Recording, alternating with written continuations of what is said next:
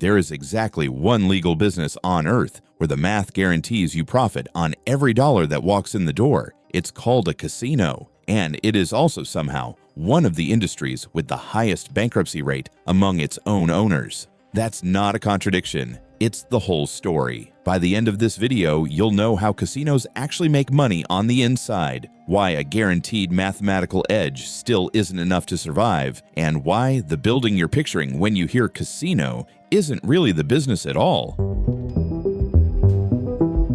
Casinos come in three sizes, and they are three completely different businesses wearing the same name. The small regional casino, $2 to $5 million, gets you a building in a place like Colorado, a few dozen slot machines, a couple of tables, a bar, and a parking lot that fills up on the first of the month when the locals get paid. The mid-sized property, $500 million to $1 billion. Think the Borgata in Atlantic City, $1.1 billion when it opened in 2003. A real hotel, real restaurants, customers driving in from 3 states over. The Vegas Strip. This is where the price tag stops making sense. The Cosmopolitan opened in 2010 at $3.9 billion and is still the most expensive resort ever built on the Strip, and the building is only the entry fee. 2 more costs nobody warns you about. The license in Vegas, roughly $770,000 a year, ongoing. In New York, just applying costs $20 to $50 million with no guarantee you get it. You're buying a lottery ticket where the prize is permission to spend a few billion more dollars. Geopolitics. Macau is the biggest casino market on the planet, $28 billion in 2024, more than triple the entire Vegas Strip combined. Why so big? Baccarat and junket operators. VIP rooms run by private operators who bring in high-rolling mainland Chinese players on credit. But Macau's government issues exactly 6 concessions for the whole city, and the next bidding round isn't until 2032.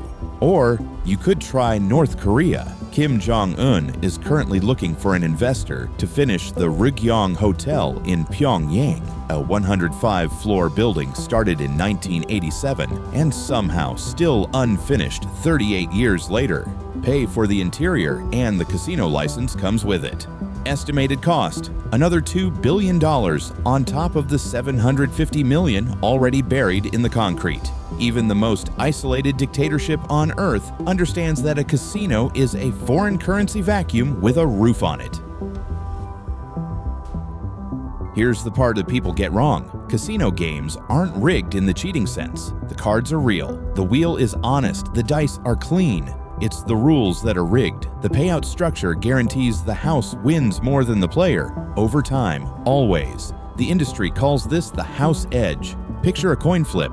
Heads, you win $1. Tails, I win $1. Fair bet, 0 edge. Now I change one rule. Heads still pays you $1, but tails, I take $1 and a nickel. Same coin, same flip, except now I keep 5 cents on average every time we play.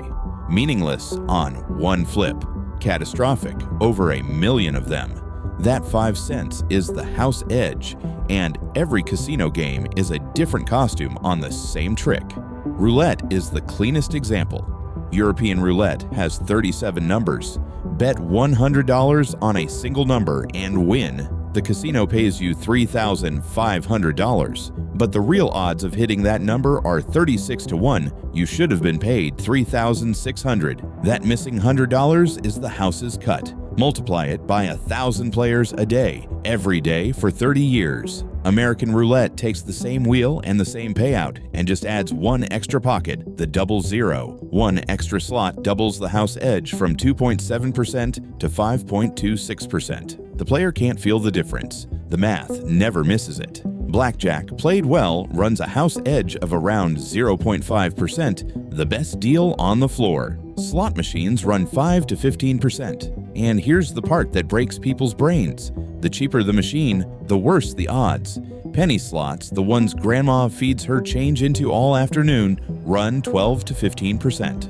Per dollar wagered, grandma is statistically the most profitable customer in the building. She's worth 30 times more to the house than the millionaire playing blackjack at the high-limit table. That's why the first thing you see walking onto a strip casino floor is a sea of slot machines.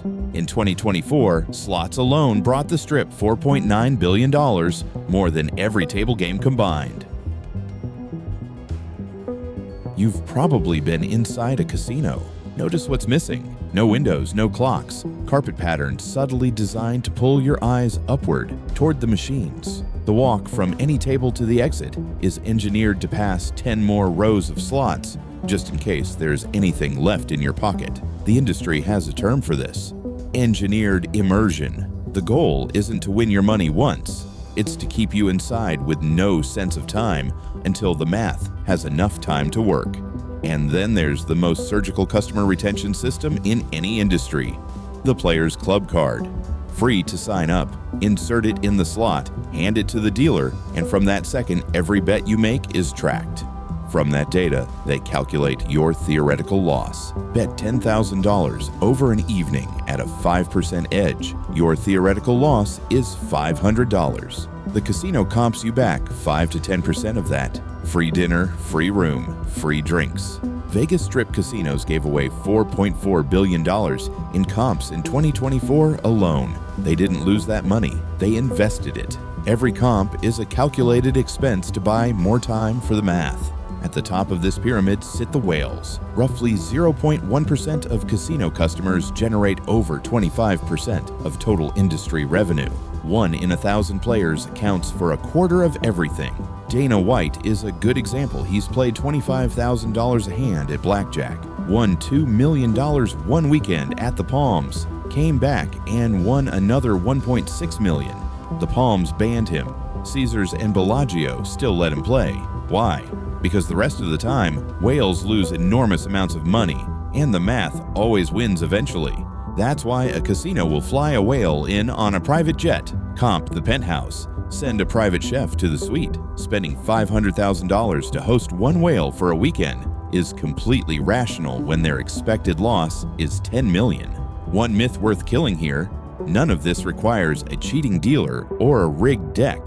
Casinos don't need to cheat. The math already guarantees the outcome. Cheating would actually be bad business because it risks the license that the entire model depends on. So here's the whole revenue model in one sentence. House edged volume times to repeat visits. Every square foot of the building exists to push one of those 4 numbers up. With all this guaranteed math, why do casino operators, some of the smartest, richest people alive, keep going bankrupt? Short answer: everything outside the math. Out of every dollar of gaming revenue, 70 to 80 cents is gone before you see it. A typical strip casino runs a 25 to 33% net margin on $1 billion in revenue. You keep $250 to $330 million. Where's the rest go? About a third to payroll. A strip resort employs 3,000 to 8,000 people. A big chunk to taxes. Nevada takes a friendly 6.75% of gaming revenue. Macau takes 40%. Pennsylvania takes over 50% on slots. Then the costs most people never think about that exist purely because it's a casino. More cameras per square meter than most prisons, running a dedicated surveillance department around the clock. Fresh decks swapped onto every table every 4 to 8 hours to prevent marking. Millions of new decks thrown out every year. The Bellagio alone keeps over $150 million in physical cash on site at all times, and insuring and moving that cash costs millions on its own. Drinks poured by the tens of thousands daily. Not hospitality, but because a slightly drunk gambler bets bigger and stays longer. And drunk gamblers fall, fight, and sue, which is why casinos carry liability premiums that climb every year. The math gives you a guaranteed top line. Everything below it is a fist fight. That fist fight kills owners in 2 repeat patterns. Mistake 1: too much debt. In 1990, Donald Trump opened the Taj Mahal in Atlantic City and called it the 8th wonder of the world, financed with $675 million in junk bonds at 14% interest. Just servicing that debt required close to $100 million a year before a single other expense. 6 months after opening, it missed its first bond payment. By 1991, bankruptcy. Never build a casino that needs to be perfect from day one. No casino is perfect from day one. Mistake 2. Wrong product for the market. In 2012, the $2.4 billion Revel opened in Atlantic City, built for Wall Street executives instead of bus trip retirees. They banned smoking on the gaming floor, skipped the buffet, skipped the players club. In the gambling world, that's like opening a gym and banning sweat. The hedge fund crowd never showed. The retirees they'd alienated never came back. Closed 2 years later, sold for $82 million, 3 cents on the dollar. In 2016, the Lucky Dragon opened just off the strip, $160 million, built entirely for Asian high rollers, Asian language signage, feng shui interiors, no fourth floor. Turned out the customers it was built for wanted Vegas, the fountains, the spectacle, the chaos, not a smaller, quieter version of what they'd left at home. Closed 14 months later, sold for $36 million. If you're building a $2 billion room, make sure someone actually wants to be inside it. There's a disruption running through this industry right now that none of the old playbooks account for: online and crypto casinos. No building, no license fee measured in the tens of millions, no 8,000 person payroll, no cameras, no fresh decks every 4 hours, just software and volume. It's the same math, house edge times volume, with almost none of the everything else that bankrupts strip owners. It's a large part of why physical casinos have leaned even harder into being resorts rather than gambling halls. The gambling floor can be undercut online, but the fountains, the shows, and the penthouse suite can't.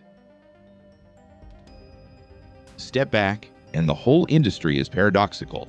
A casino has the most reliable revenue mechanism in business. No other industry knows its yearly haul this precisely. A bakery has no idea how many croissants it sells tomorrow. A casino knows almost exactly what its slot floor will hold this year, give or take a few percent. And yet casino operators go bankrupt at rates that would embarrass a tech startup.